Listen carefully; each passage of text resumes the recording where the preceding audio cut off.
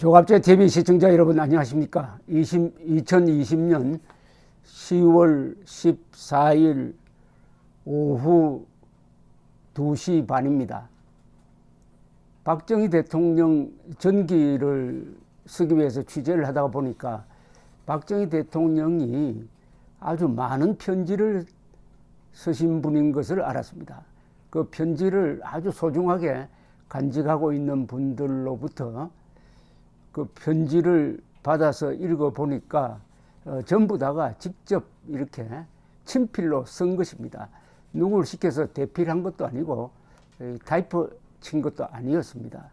그리고 그 끝에는 항상 대통령 박정희가 아니고 박정희 배 이렇게 써져 있었습니다.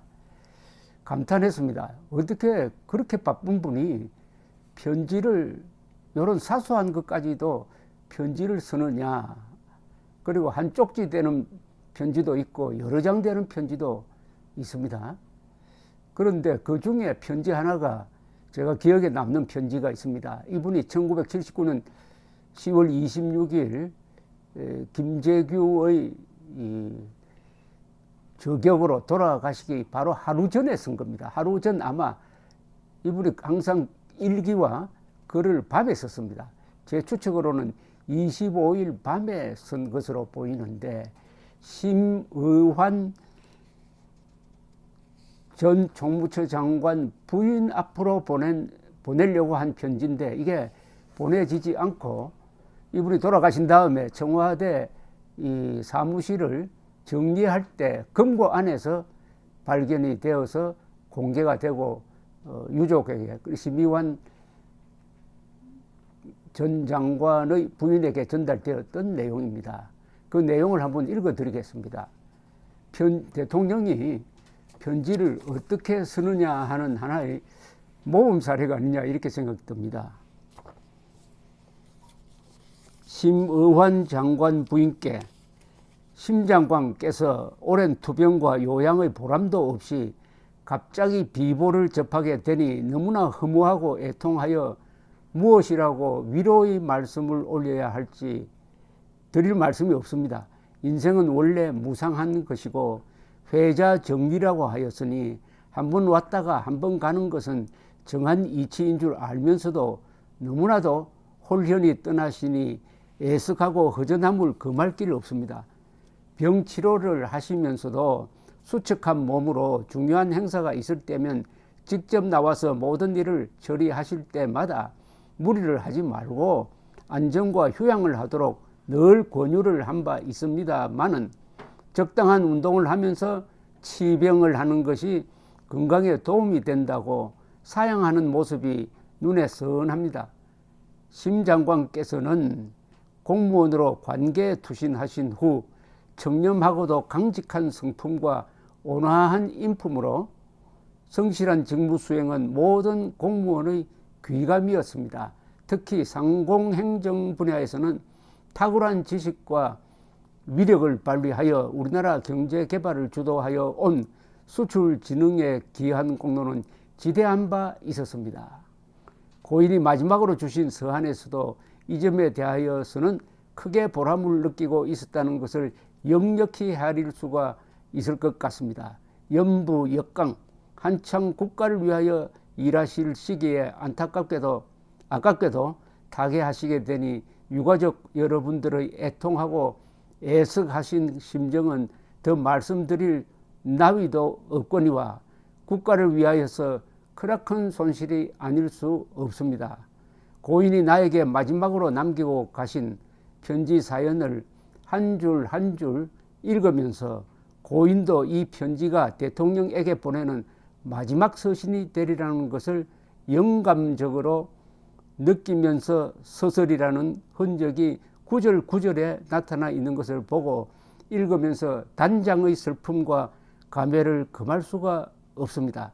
50평생을 하루같이 성실과 봉사와 헌신으로 일관하여 진실되게 살아오다가 천수가 다하게 됨을 스스로 깨닫게 되자 아무 후회나 여한도 없이 마지막 떠나면서 조국의 앞날의 영광만을 기부하면서 조용히 눈을 감으셨으니 고인의 깨끗한 인품과 애국 충정을 새삼 흠모하게 되는 바입니다. 삼가 고인의 명복을 빌고 유가족 여러분에게 신의 가호가 함께 하시기를 기원하는 바입니다. 1979년 10월 25일 박정희 건조. 어떻습니까? 정말 잘 쓴 편지입니다. 여기에는 심의환 장관이 공직자로서 남긴 업적을 딱 정리를 했습니다. 상공행정의 공로자, 그리고 이분의 공직자로서의 자세, 그리고 이분의 인품, 그리고 마지막에 받은 편지 내용에 대한 언급, 그리고 유가족에 대한 심심한 위로의 표현, 모든 것이 한 장 글에 모든 것이 짜임새 있게 딱 들어가 있습니다. 어떻게 보면 참 아름다운 건축물과 같은 편지입니다. 이런 편지를 시간이 많은 분이 한가하게 앉아서 쓴 게 아니라 10월 25일이면은 부마 사태가 일어나고 아주 전국이 소용돌이로 휘몰리고 할 아주 긴박한 상황이었습니다. 동시에 이런 위기를 타개하기 위해서 이 정보부장, 경호실장, 비서실장의 인사를 골몰하고 있을 때 이렇게 개인적인 일에 신경을 쓰기가 어려운 시기에 심의환 장관의 그 마지막, 그러니까 그 사흘 전에 돌아가셨는데 마지막을 이렇게 정리를 해가지고 부인한테 보낸 편지다. 이 역사적 편지입니다. 바로 그 다음날 돌아가셨습니다. 그러니까 이 대목이 참 새롭게 다가옵니다. 인생은 원래 무상한 것이고 회자정리란 뜻은 한 번 만난 사람은 또 반드시 헤어져야 한다는 인생의 법칙이죠. 회자정리라고 하였으니 한 번 왔다가 한 번 가는 것은 정한 이치인 줄 알면서도 너무나도 홀연히 떠나시니 애석하고 허전함을 금할 길 없습니다.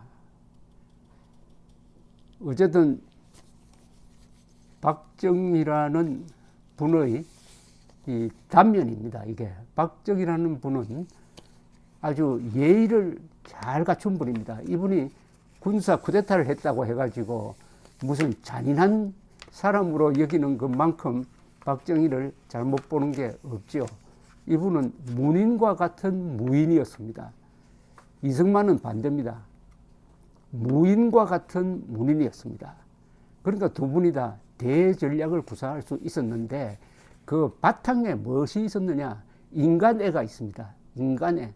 사람에 대한 동정심, 애틋함, 그리고 의리, 그리고 따뜻한 연민의 정, 이런 것이 이승만과 박정희의 위대한 공적 업적을 뒷받침한 마음가짐이었다.